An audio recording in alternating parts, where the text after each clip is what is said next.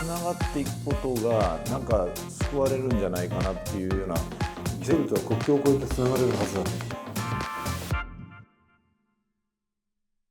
僕は先生の新聞に投稿されたコミュニティ、感情の共有のできるコミュニティという、あれを読んで、ちょうど僕が、資本主義が行き詰まり、民主主義がポピュリズムになり、そして国民国家にみんな戻ろうとしてきてる中で、みんな新しい資本主義とか新しい民主主義っておっしゃるけど何も見えない。で僕は最後はその共助のコミュニティがいろいろできて、それがつながっていくことがなんか救われるんじゃないかなっていうような、全体としてはいこうやってって神様がいない限りできないかもしれないけど、そうやって地場からというのは、僕大阪出身で、大阪だと隣の親父は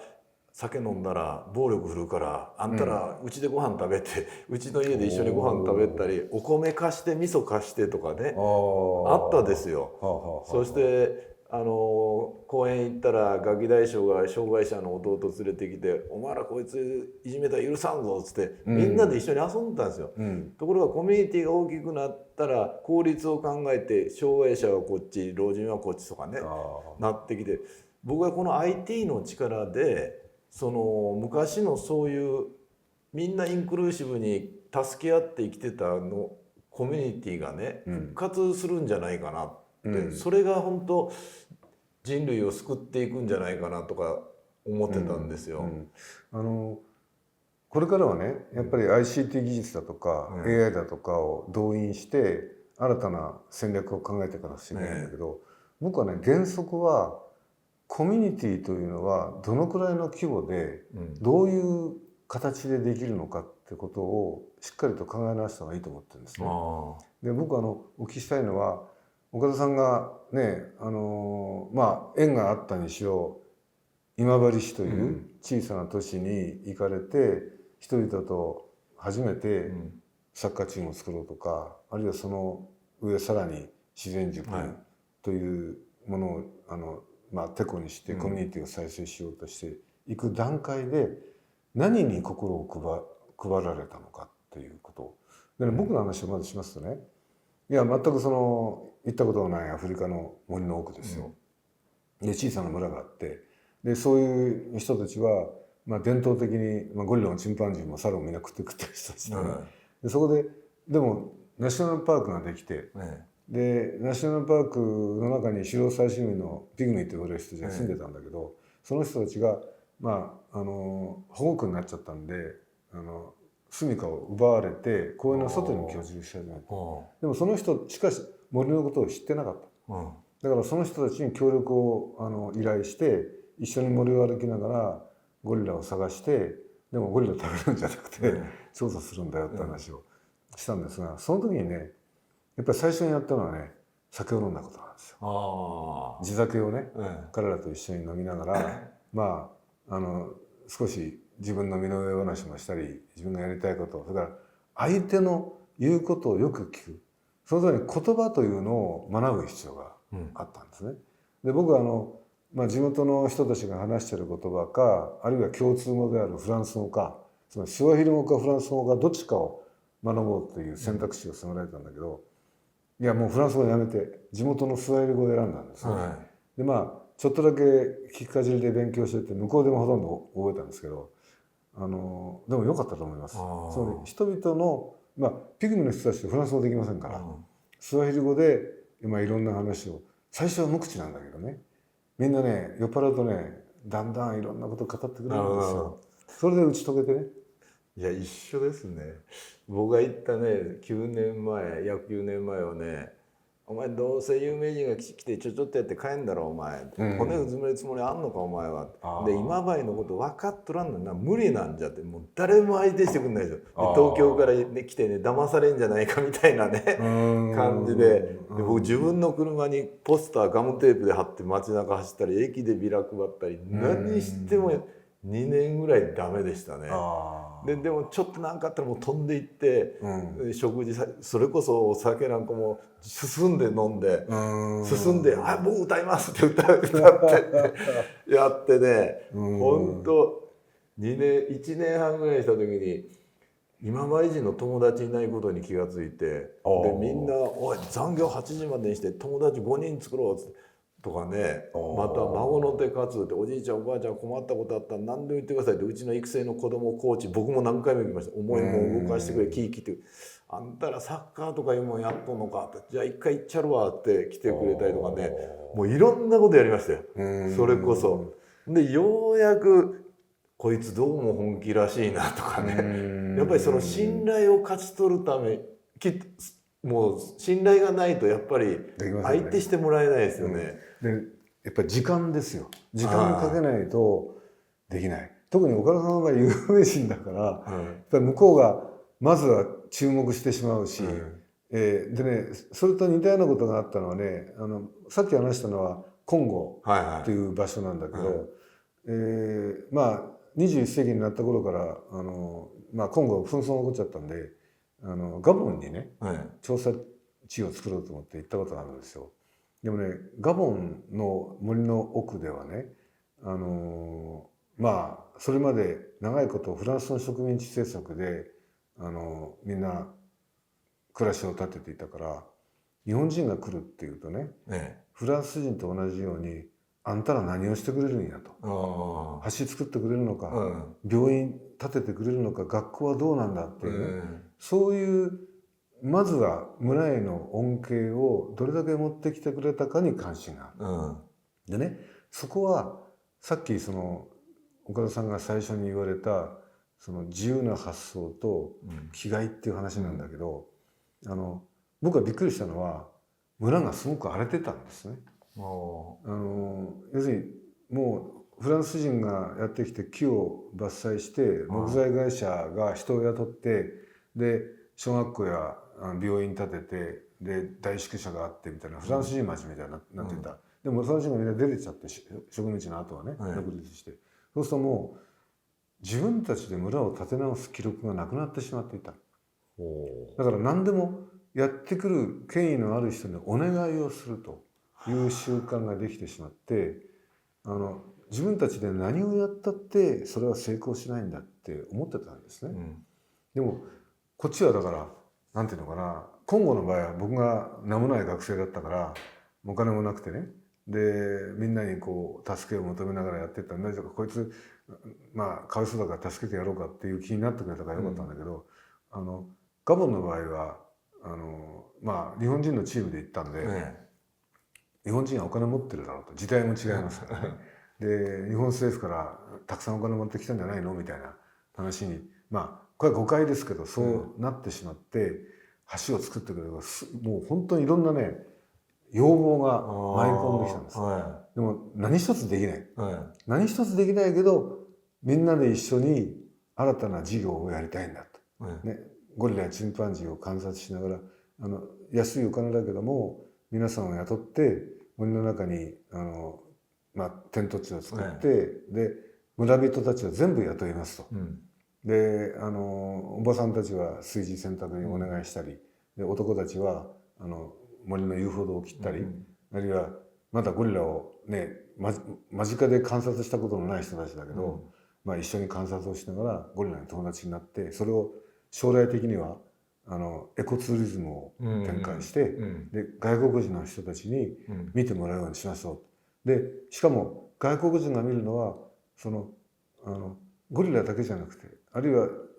熱帯林という自然だけじゃなくて皆さんの生活なんだと。だからみんながバラックみたいなね、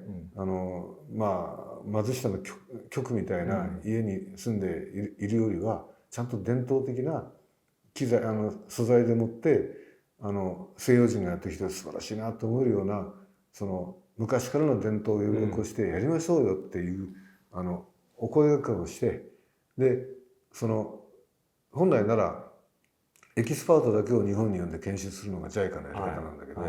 村人の代表を日本に呼んで、で日本人の埼玉県のに日本のエコツーリズムの発祥の地があるんですけどね、そこに行って古い民家に暮らしているおばあさんに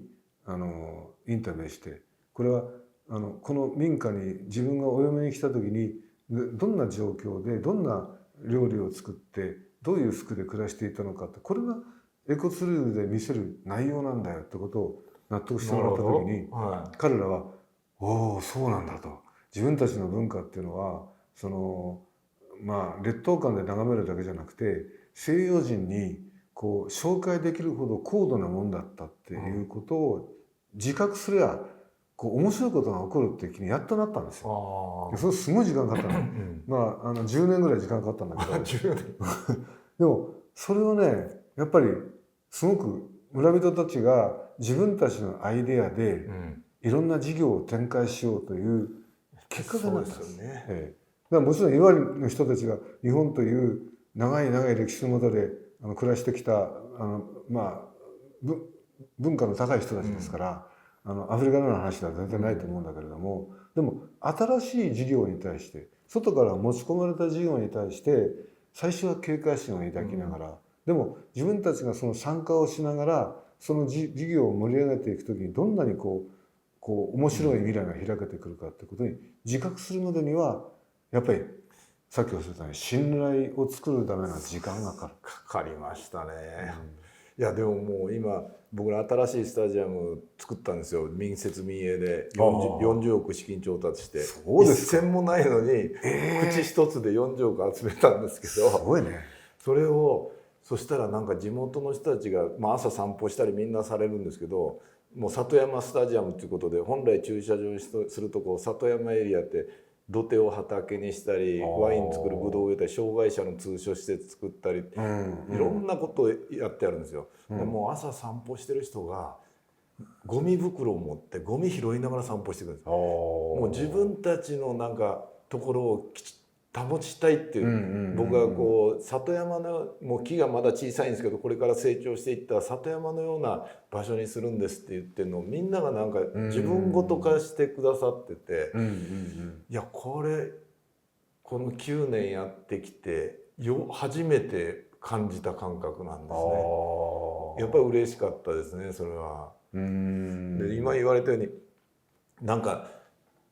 教育もね、また先生教育者に僕こんな偉そうなこと言ったらいけないんだけど、こっちから与えるだけだとさっきのそのアフリカの人にいろんなものを与えるのと一緒で、やっぱり向こうからその気になってこないとダメなんじゃないかなって僕は思ってるんですけど、与える方はね、いろんなものを持っていくと喜んでもらえると思ってるんですよ。だけど与えられる方からすると、僕もね何度かそういうね会いました。サッカーボールをねガボンに持ってったことあるんですよ。そしたらねみんな全然嬉しそうな顔しないでね「なんで一つなんだ」って言うんです俺たちいろいろね村が3つぐらいあるからでチーム3つぐらいできるんで、一つじゃ足らないよって言われてね、ちょっとこっちも向かってきてね、せっかく持ってきたのにこんな言われ方するのはちょっとなとか思ったんだけど、だけどやっぱりねよくよく彼らの立場に立って考えてみれば、サッカーボール一つ持ち込まれたことでトラブルが起こっちゃうわけですよ、なるほど。でそんなトラブルの原因作ったのはお前らだろうと、そう言われてみるとこっちがなんか期待して彼らが喜んでくれるだろうと思っていることが、想定外のトラブルを引き起こすってことに思い至らなかったことはこっちの責任だってことですよね。だから何かやる際にはやっぱり必ず地元の人たちの意見を聞いて、で彼らが思ってることを 100% 満たすわけではないけど、こっちの意見も入れながら話し合った上でやらないと。なるほどね。やっぱりねなんか与える時とかっていうのはやってるみたいなエゴがあるんですよね、きっと。だからそうじゃなくて相手がどうかってことを考えればどうしたらいいかっていうのがある程度見えてくるってことですね。そうですね。先生なら生徒が何を従ってるか。特にねこの地球研はフューチャーデザインっていうね、はいはい、方法論でやってるプロジェクトがあるんですけれど、フューチャーデザインっていうのは例えば10年後30年後にどういう社会や人間関係ができているかということを想像して、まずその想像を踏み台にしてこうバックキャストで現在を眺めた時に何をすべきかということを考える。でそういうことをやると現代の延長線上で未来を作るんではなくて、まず未来を考えてから現代を考えるってことだとちょっと違う風景が見えてくるんですね。なるほど。だから例えば僕の場合で言えばそのサッカーボールを持っていった時に今の延長線上でサッカーを持っていくとその村人たちがサッカーしてる人もしてない人も村の広場に集まってくれてこうボールを蹴りながらいろいろこう人間関係うまくいくだろうみたいなことを考えてやるわけだけど、でもじゃあ10年後にそこでサッカーチームができていて、だから今5歳の子たちが15歳になって、向こうだとセカンダリースクールですよね、今で言えば日本で言えば高校なんだけど、その子たちが例えば80キロも先のね高校に行かずにねこの村に高校ができて高校生たちでサッカーチームを作って、でいろんな村と試合をしながらねその村自体を盛り上げていくっていうスポーツを元にした村づくりができているっていうことが前提になって、じゃあそのためにどうしたらいいかってことを全く別の話なんですね、視点としては。だからサッカーボール一つで考え方を先から見るか今から見るかで変わってくるっていうことだと思いますね。今はなかなか先が読みづらくなってきましたけどね。でもね僕は教育ってことを中心に据えて未来を考えるっていうのは一番いい手だと思うんですね。僕が言ってたコンゴもそうだしガボンもそうなんだけど、いろんな民族が、お互い入り混じって暮らしてるんです、そうするとね民族間のトラブルが絶えないんですよね。ピグミの人たちと地元のバシっていう人たちとか、バテンボっていう人たちとかも少なくともナショナルパークに勤務してる人たちで言えば5つから6つぐらいの民族の人たちが混じり合ってる、そうするとその間に言葉も違うしね、文化も違うからいろんなことをめぐってトラブルが起こるわけですね。だけどそのトラブルを調停するときに君らな10年先子供たちがどんな世界で暮らしているのかってことを考えてみようよと。その時に我々が今の時点での利益ばっかり追求していたら彼らにとっての未来がなくなっちゃう、我々にとっての現実的な未来の追求っていうのは彼らの未来を奪うことにつながるんだと、彼らにとってやっぱり暮らしやすい未来を作るためにどうしたらいいかってことはやっぱり今の自分たちの欲求っていうのを少しずつ抑制しながら協力し合っていくしかないんじゃないの、そのためのアイデアを出し合いましょうよと、いうことを言うとね結構みんな聞いてくる。なるほどね。だからまだ見ぬ未来っていうのはしかも今抱えているまだ大人になってない子どもたちという存在を一緒に育てていこうという精神になればコミュニティができるんですよ。違う出身の人たちでもね。そこに共通のものが一つさっきの子供の喧嘩だったら毎日殴り合いはしたくないという、共通のものがあると何かいいんですね。一番上に、今先生がおっしゃったように結局子供たちの時代にどういうこうやって争ってる時代を作るのか、いや子供たちには平和に暮らしてもらいたいと思うのかという、僕は中国行ったのも一つ中国の監督で2年行ったんですけど、中国人って一人っ子政策ずっとやってましたから、両親も一人っ子なんですよ。そうすると両親のおじいちゃんおばあちゃんがいて6人の親で1人の子供を育てるんですね。めちゃくちゃ可愛がるわけですよ。そうするとねこのたった一人の可愛い子供を日本との戦場に送りたいと思ってる親一人もいないですよ。絶対送りたくないと。で日本だって子供を送りたくない。それだったらどうしようとうんいうなんかその共通のものがあったらそこをつなぐのがスポーツであったり文化何でもいいんだけど、うんその思いが一緒だったらなんとかなるんじゃないのと思ったんだけど、そう簡単ではないんですけどね。いやね、そこで僕が最近言ってるのはね、うんそもそも人類が人間が共感力を通じてつながり合っている集団規模というのはせいぜい上限は150人。あ、もうこのままおっしゃってましたね。はいうん150人を超えるとね、なかなかその信頼関係というのを保ちにくいんです。でこれは私が言ってるわけじゃなくて、イギリスの霊長類学者のロビン・ダンバーという人が言って、150人っていうのはダンバー数と呼ばれてるんですが、この150人の作り方は身体の共鳴なんです。喜怒哀楽を共にした間柄、ボランティアを一緒にした、スポーツを一緒にした、音楽演奏を一緒にした、何かその時間をかけてこう身体でつながり合った経験を持っている人たちでないとできないんです、そもそもね。だから限界があるわけです。つまり言葉というのはその身体でつながり合った仲間、その150人という小さなコミュニティ同士をつなぐ役割を果たしたけれども、でも言葉では信頼関係がつながらなかったんですね。広がらなかったんです。それが我々が持っている限界なんですね。だからおっしゃるように中国で一人が6人のね、親やおじいちゃんおばあちゃんを支えているからみんな戦争なんてかに子供を残したくない。それは言うならば150人からなるコミュニティでは成立します。だけどその規模を超えて国家っていう、あるいはその地域共同体、地域政府みたいなね、話になるともうその共感というものが成り立たない論理で動いちゃうわけですね。なるほど。だから一番いい例が国の安全保障政策というのは、決して人の安全保障政策には直結しない、むしろ人を犠牲にして国を守るというふうになってしまうわけですね。ここで働いているのは共感ではなくて論理です。国というその組織を守るために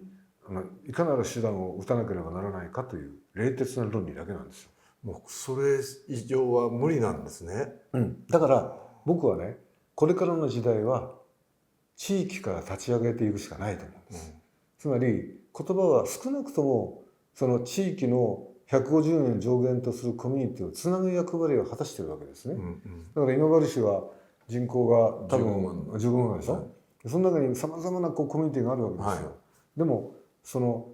身体をつなぐ試みというのが言葉によって加速される可能性が、それを岡田さんやってきたことなんですよ。サッカーというスポーツは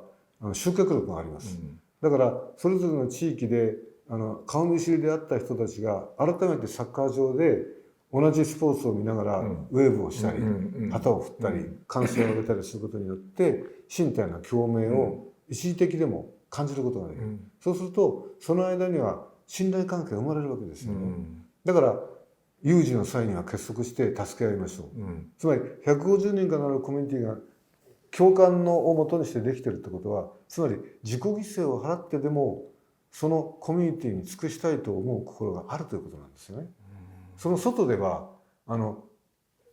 痛ましいなと、あるいは卑怯だなと感じたとしても、その身体としての行為に移れないわけですよ。そうでしょ。遠くにいる仲間だって、自分の幼馴染だったら、あるいは自分の親族だったら何とかしてあげたいと思うわけですよね。だけど全く縁もゆかりもない人が、外国で殺されてる、これ大変なことだと思うかもしれないけども、積極的な行動にはなかなか出れないですよね。それが身体の共鳴をもとにして付き合った仲間がこう起こす大きな効果。じゃあ人間の限界みたいなものがあるんですね。限界だと思います。でそれをつないでいくための試みをしなくちゃいけない。だからそれがさっき岡田さんがちらっとおっしゃった ICT とかね、AI とかいうものを賢く利用してできるかどうかなんですよね。で言葉っていうのはそもそも情報を伝える仕組みなんです。でも言葉っていうのはデジタルだから、一つ一つを切り分けてしまいますよね。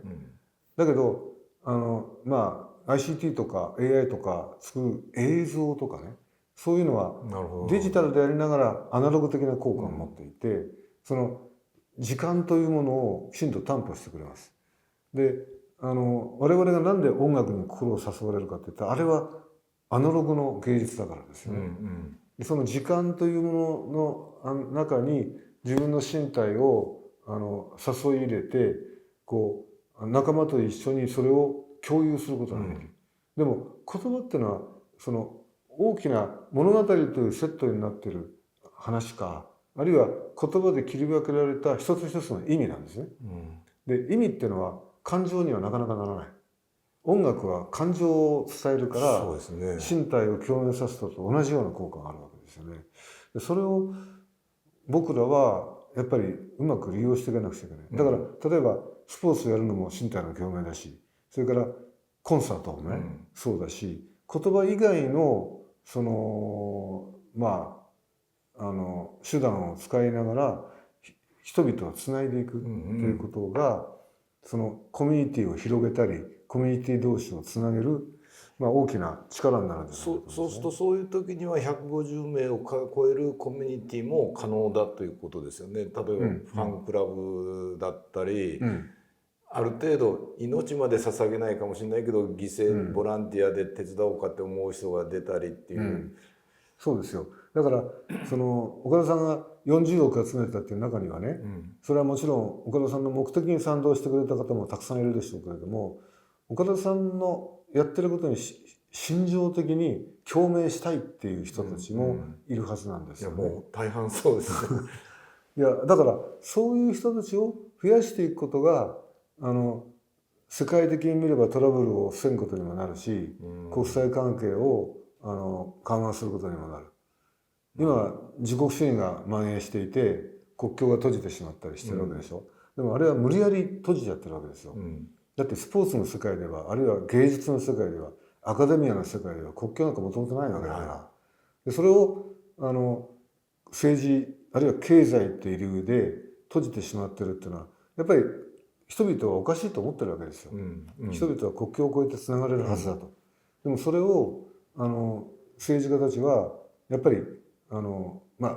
するに政治家の一番大きな役割っていうのは税金を徴収してそれを公平にばらまくことなんですよね。でだから国という教会を作らなくちゃいけなかったわけだけど、逆にその教会を超える事業というものが同時にあるおかげで国際関係が成り立ってきたわけですよね。例えば中国と日本韓国と日本も政治的にはまだ解決できない問題がいっぱいある。だけどスポーツではクールしてるわけだし、岡田さんのようにね、あるいは韓流映画って言ったらもう日本人大ファンですよね。あるいは日本の音楽、韓国の少年少女たちはもうファンだし、漫画もねどんどん今世界に流行してるし、そういうものがやっぱり心と心をつなぐわけだよね。それをやっぱり意識しないといけないんじゃないかなって気がするんですけどね。でもそれは小さなコミュニティをしっかりと持っていないといけないんですよ。何も持たないところでバーチャルにそういうことを広げていっても核がないんですね。どっかでトラブルが起こると閉じちゃいますからね。なるほど。よくわかる。いや僕もその先生の話聞いてから、あ、そうか150人以上ダメか、じゃあどうしたらいいんだろうとちょっと悩んでたんですけど、今よく分かりました。この150人核っていうものがあって、そこに賛同したりする人がたくさんこうつながってくるというイメージなんですね。そうですね。でそのコミュニティがあって、ここを前先生おっしゃったように自由に行き来する。で人が移動していって、ここはもうシェアとかコモンズで、物とかそういうものはみんなで共有して人が移動していく、なんか、そういう未来なんですかね。そうすると。そうですね。だから例えばサッカーチームっていうのは地域にあってね、でそれはコモンズでありシェアの舞台でもあるんですね。そうですね。コモンズであるからこそみんながファンになってやってくる。でもそのコアにあるのは小さなコミュニティでそのチームなんですね。でそこがシェアの舞台になるからこそファンたちが全国からやってくる可能性がある、ということが多分重要なんだと思いますね。